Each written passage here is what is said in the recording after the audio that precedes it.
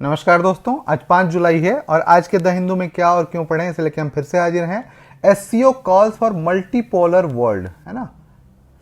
संघाई corporation organisation जो है, संघाई सहयोग संगठन, उसने कॉल किया है कि जो मल्टीपोलर वर्ल्ड होना चाहिए। Multipolar world, Iran joins grouping, है ना। तो मल्टीपोलर वर्ल्ड का मतलब होता है कि दो ध्रुवीय, जैसे यूनिपोलर या डायपोलर या मल्टीपोलर।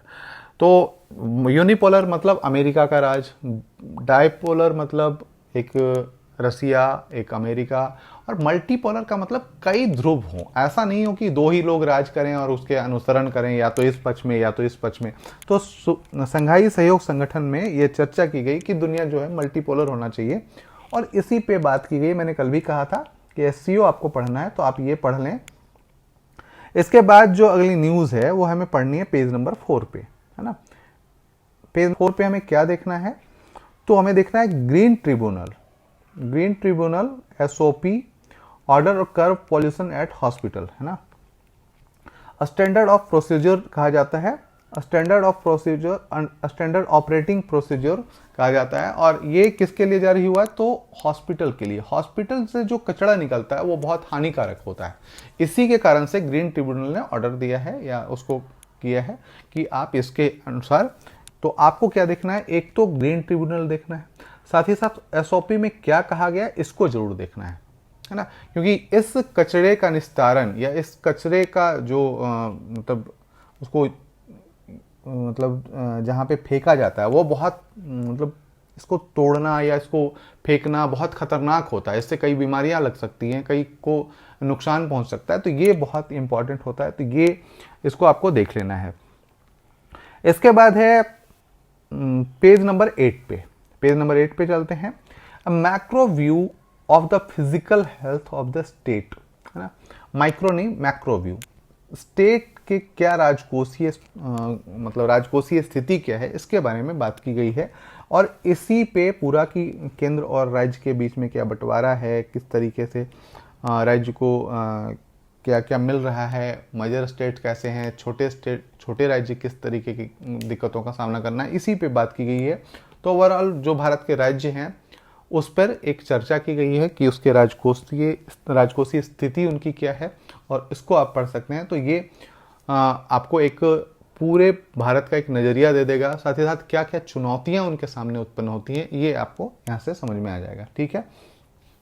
इसके बाद जो है पेज नंबर 8 पे ही है, antibiotic with promise India awaits, है ना। Antibiotic with promise lifeline India awaits, है ना। तो जो आपको पता है कि coordinator of the Chennai declaration on anti microbial resistant and consultant in infection disease Apollo hospital Chennai, ठीक है। In the relentless battle against highly drug resistant infection, ये टीम डॉक्टर, आपको एक चीज बता देता हूं। आपको ये पता होगा कि हमारे जो एंटीबायोटिक्स हैं वो लगभग आज से 40 साल 50 साल पहले खोजे गए हैं। इधर नए एंटीबायोटिक बहुत कम या नहीं के बराबर खोजे गए हैं। जो नए एंटीबायोटिक्स हैं वो बहुत अच्छे से काम नहीं कर पा रहे हैं या कई रेसिस्टेंट यूज कर रहे हैं। उसी के बारे में बात की गई है कि आखिर एक होप दिखा है। Doctor recently witnessed A glimmer of hope एमिड the challenges they faced, their extraordinary effort of their life they saved highlight the critical need for action।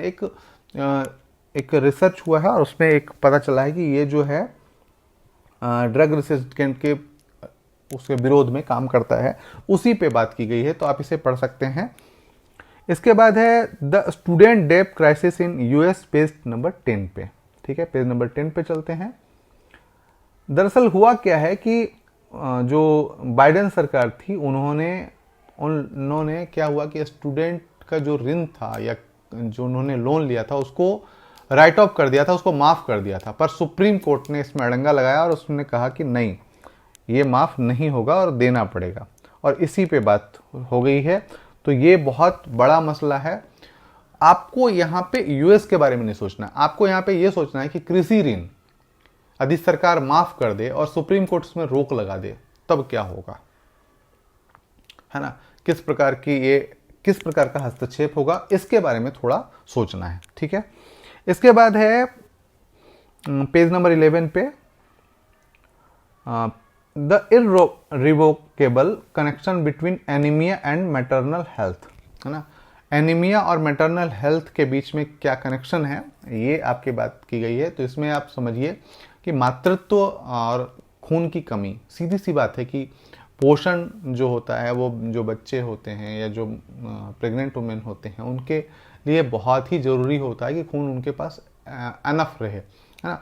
तो ये तो इसको आपको देखना है कि किस तरीके से जो दोनों में रिलेशन है।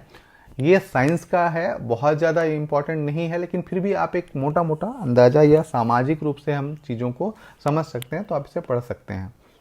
इसके बाद है अंडरस्टैंडिंग लेप्टोस्पायरोसिस ए डिजीज़। यह पेज नंबर लास्ट में हमें चलना होगा। ये पेज नंबर एक एक्स्ट्रा जोड़ा गया है आजकल द हिंदू में। तो ये एक understanding the leptospirosis a disease that surge during the monsoon के दौरान ये जो डिजीज होती है, और इसके बारे में थोड़ा दिया गया है। तो आपको सिर्फ इस वर्ड को देखना है, ये कैसे होता है, कौन कारक है, बैक्टीरिया है, वायरस है ना, तो कवक है, तो ये आपको देखना है और इसके बारे में थोड़ा सा पढ़ लेना है। ठीक है, आज के लिए दोस्तों इतना ही, फिर कल मिलते हैं क्या और क्यों पढ़ने के साथ। धन्यवाद।